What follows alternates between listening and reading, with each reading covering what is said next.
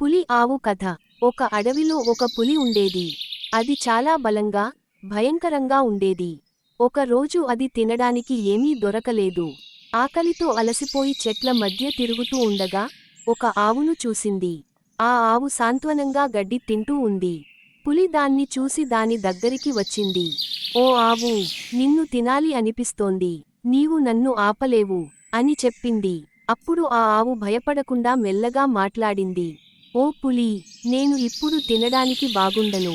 నా వాసన కూడా బాగోలేదు. నాకు ఇంకా ఒక రోజు గడువు ఇవ్వు.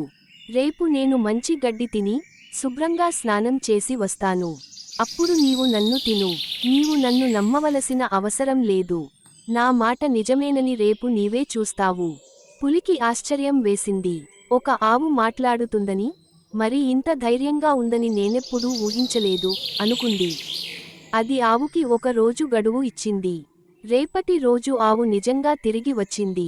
పులికి అది నమ్మశక్యంగా అనిపించలేదు. ఆవు నిజాయితీ, ధైర్యం చూసి పులికి దాని మీద గౌరవం కలిగింది.